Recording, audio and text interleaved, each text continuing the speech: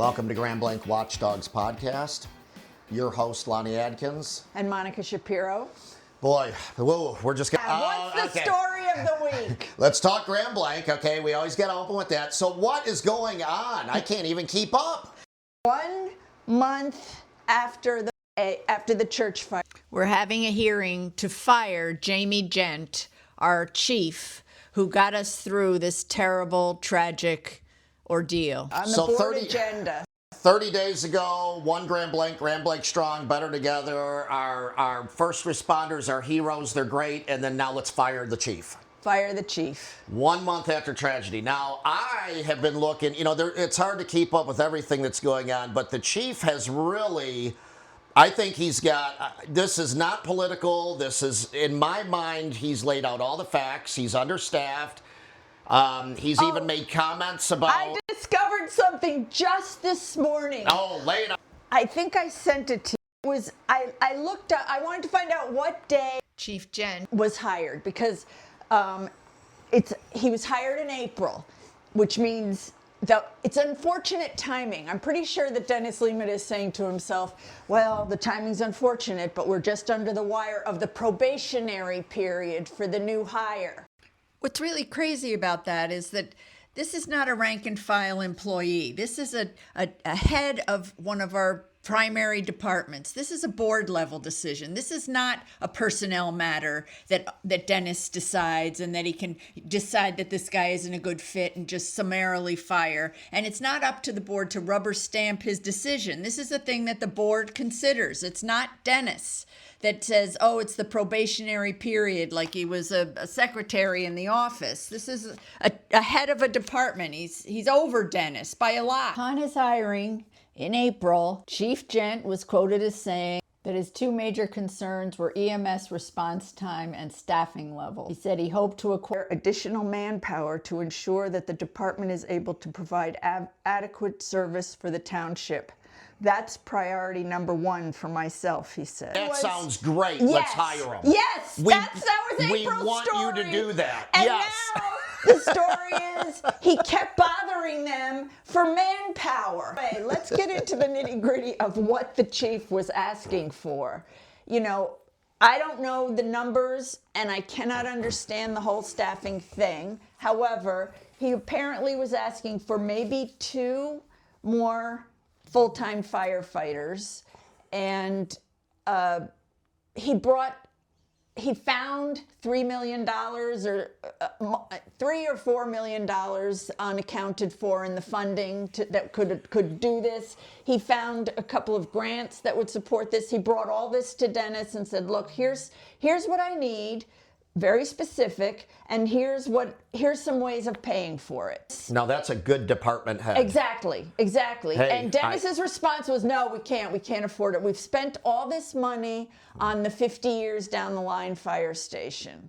We've spent $8 million, and look, you're not happy? We spent the $2 million for your new fire truck. That should do it. But they're short of people when they hired him. He came in saying his priority was to fix the manpower situation and fix the EMS situation, which is another whole issue that he has also been pushing. One of the things that really is frustrating about Mr.Liimatta is people come to him who know their stuff and offer to add this to the township. But again, if it's not Scott or Dennis's idea.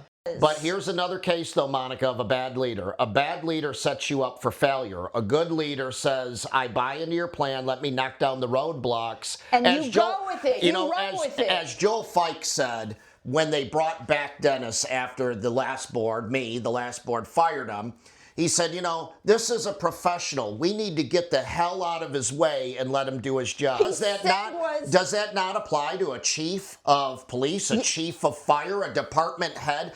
We pay these people. They should be some level of independency when you talk about a chief of public safety. Yes. They should not be controlled or gag ordered, or if there's an issue, they should be able to openly communicate that with the community, the department, the elected board, and get. They're not using to let him go on not doing what he promised to do. That's not the grounds that Dennis is using. The grounds that he's using, the reasoning he's giving in the agenda packet, they aren't accusing him of not doing what he said he was going to do. They're accusing him of Not doing what they told him to do? yes. Okay, so. And what they told him to do was fire the union rep. the union president who came to them in the days after immediately following the church incident. We do still have this problem. And the response was, how dare you talk to me like this in the worst week of my life? That was Mr. Bennett. That was our leader. I can't How help. dare you, he says to the union president. How dare you bring this up? What dare? You know what what? dare? He's the union president. He comes to the superintendent and the supervisor and he has this issue. And also, I think that guy was probably thinking, look, we've got a lot of public sentiment in our favor. Let's capitalize on it and make sure we get our people hired. It'll make the town happy. That's what he's going to them. But their response is so ego-driven. But look at this.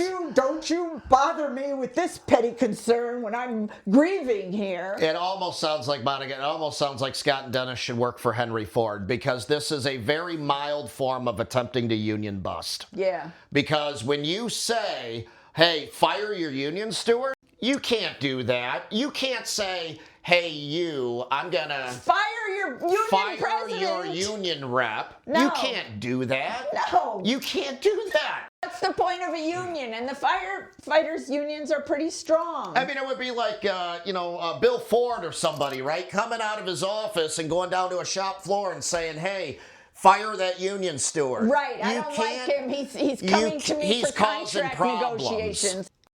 Another actual issue was that I think the union guy wrote the letter or something, but they wrote to the township inviting them to come and be educated on these funding issues, on what the needs were and what it would cost to take care of them. And they said, we would like to meet with the board and educate them about these issues so that they can vote clearly. And Dennis said no. Dennis accused them of attempting to negotiate with the board outside official negotiation period. And they didn't say we're going to negotiate. They said, we want to share this knowledge with you. Here's what the board's role is, right?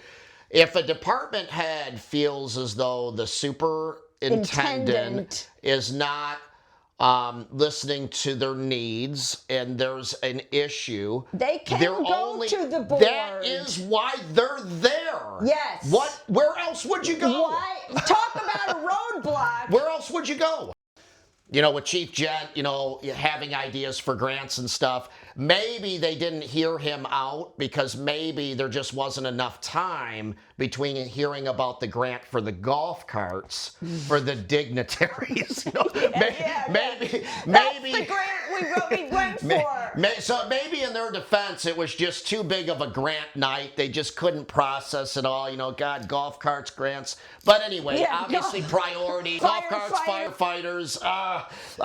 Okay, let's hear about the golf carts. Yeah, that's fun. We're going to have golf carts. We are getting grants. We got $70,000 for little golf carts to go in between the buildings of the campus.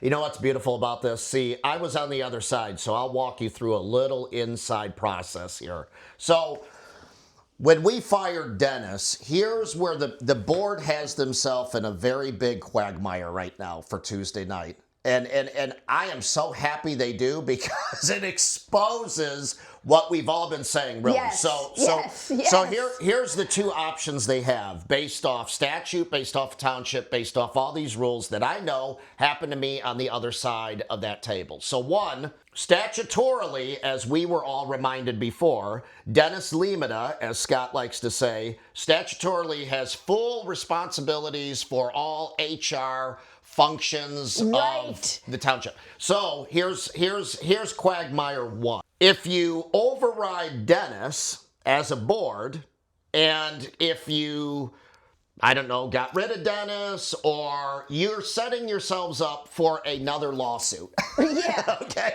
Because, second of all, if you stay behind your guy, Dennis, which I believe they will, but that's another topic. I can't believe they will. And then you fire Jent, you've set yourself up for a lawsuit. Right, either way. Either way, Dennis has put the elected leaders, again, it's the tail wagging the dog, and it always has. You've got an unelected person that is really shouting the orders and running the show. A strong elected body like the previous board, we called it out. That didn't end good, but we called it out. The community wasn't ready for that. And this board has figured out, you know what, let's use it to our advantage. Let's hide behind it. Hide behind right? it. Let's just make no decisions, and then we can blame it on consultants or Dennis or this, that.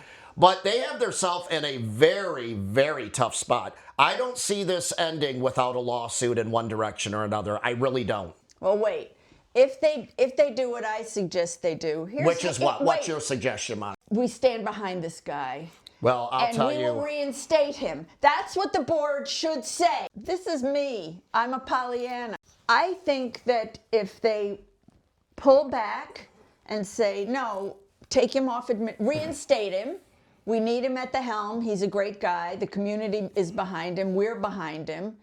And Mr. Limatta needs to resolve the issues that he has with him. That's what the board should do. That's what Chief Jent will keep going, because he likes the guys who work under him, and they're all very much behind him, and it's a good situation in a lot of ways. And he'll have this guy he has to try to bypass now and then.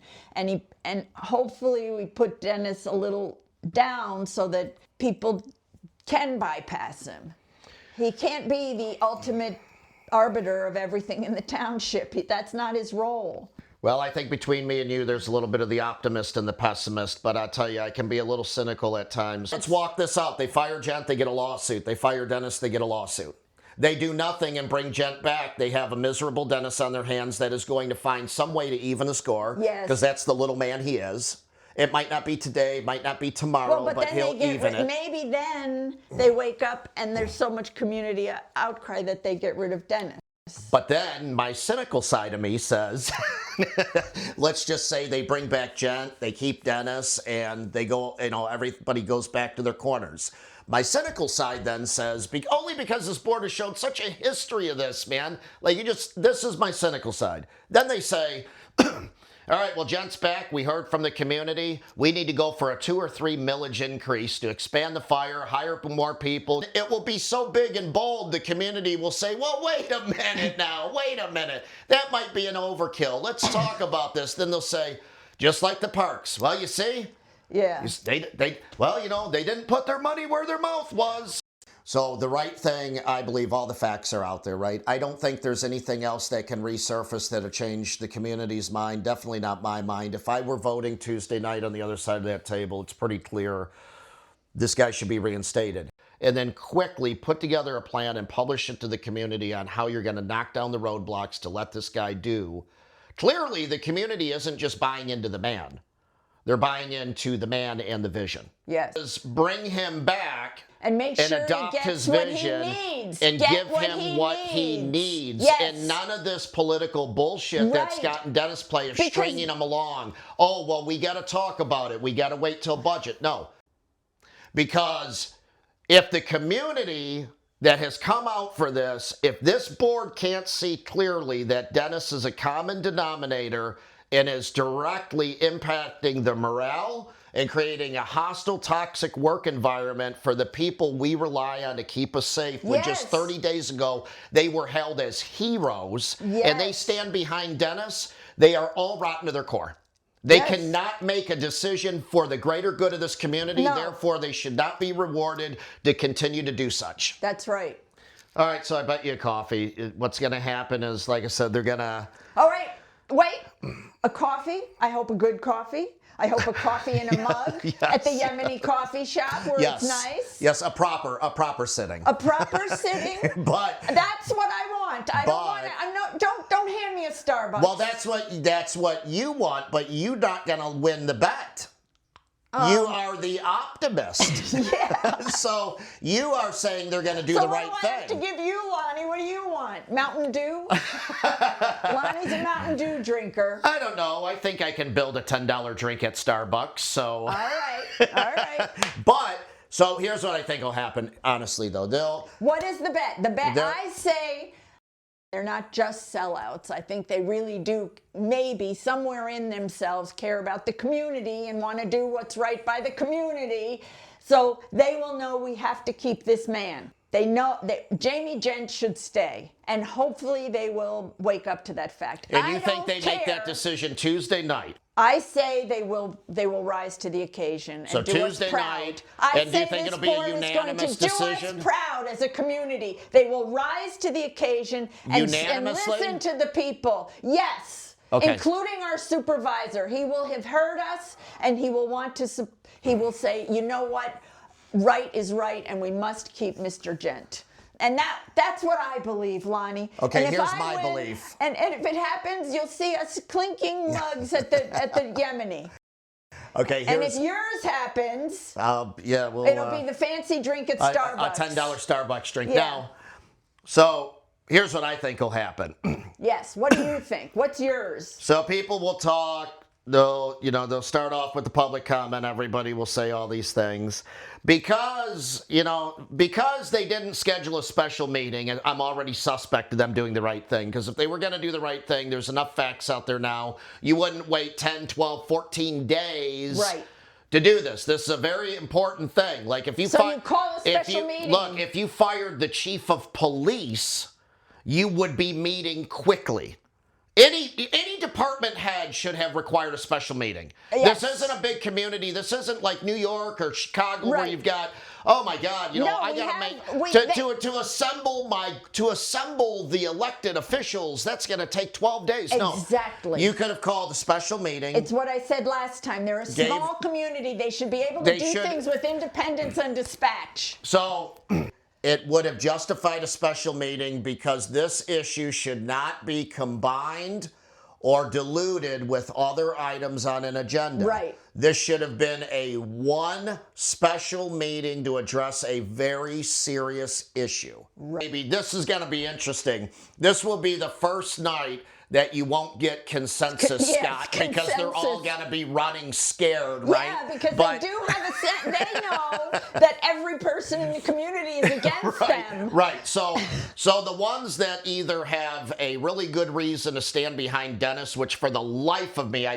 do not understand why Scott set up a lawsuit against the community he lives in Yes. for his buddy Dennis. Yes. I mean, he went and got an outside lawyer, Scott did, to draft up an opinion. That's a whole big story behind it. But I suspect one or two people will vote against it so that they can, because they're going to be really scared in the community now. But I think they stand behind Dennis. 4-2, 4 in favor of firing Jent. 4-2. 4-2. What if it is unanimous? Wouldn't that be great? Well, you could say, well, they don't.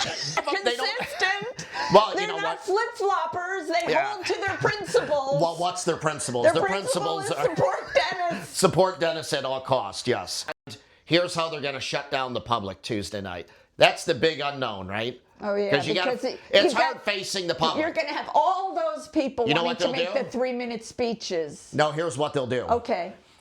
They'll let everybody do their speak. Well, but And then- that's going to take hours. Yeah, that's fine. And then Scott's going to say, mark my words. Well, I make a motion to go into executive session to talk about an employee-related matter. We heard the public. Thank you for coming out. So that you don't get a roll call vote.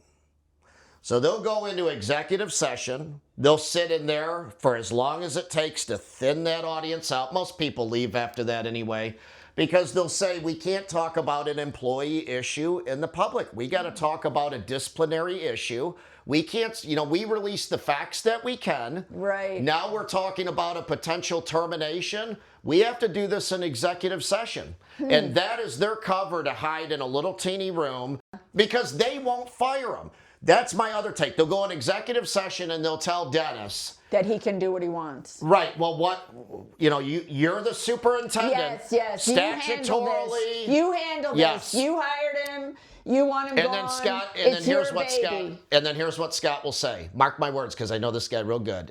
All of them, he'll say, well, if we're just gonna have a superintendent and then just, override him on every decision he makes, I don't know if we'll keep a superintendent very long. He'll say shit like that, Yes. right? Where he's pleasing Dennis, but he's also hiding behind Dennis. Yes, yeah. I don't know. I mean, I don't know about you guys, but I'm not comfortable with the board, getting involved in employee issues. I mean, what's next? A DPW worker going to come and meet with the board and talk about a issue? I'm not comfortable with that. We hired Dennis to do his job. Yes. And then Joe Fike will probably back him up and say, that's absolutely right, Mr. Supervisor. I don't know anything about personnel decisions. Yes. We need to let this man do his job. Well, I don't know.